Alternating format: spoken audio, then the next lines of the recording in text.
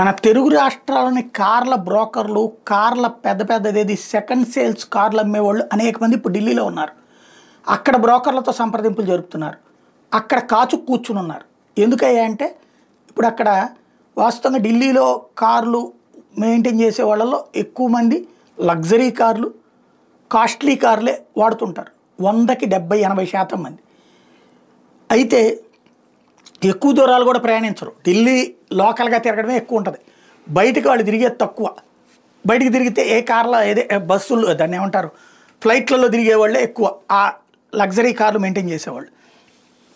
వాళ్ళకి ఇప్పుడు diesel car అయితే 10 ఏళ్లకు మించి వాడకూడదు, పెట్రోల్ కార్ అయితే 15 ఏళ్లకు మించి వాడకూడదు. అవి పెట్రోల్ కూడా పోయారు. ఇప్పుడు ఏం చేసుకోవాలి? ఆ కార్లు ఇంట్లో పెట్టుకుంటే కొత్తగా తెచ్చుకునే కారుకి దీనికి ప్లేసెస్ ఉండాలి కదా.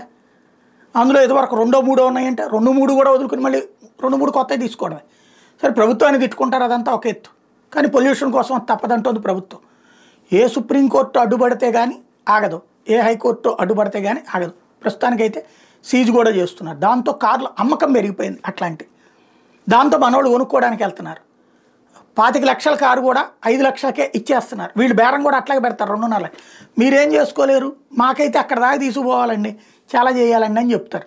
ఇక్కడికి తీసుకొచ్చి అదే 15 లక్షలకు అమ్ముతారనమాట. ఇప్పుడు అట్లాంటిదే తాజాగా ఒక వాల్యూ బాగా చక్కెర్లు కొడుతోంది. ఏదైతే మెర్సిడెస్ బెంజ్ 84 లక్షల రూపాయల విలువైన కారు 2.5 లక్షలకి అమ్మేసినటువంటి వీడియోని పెట్టడంతో సోషల్ మీడియాలో వైరల్ అవుతుంది.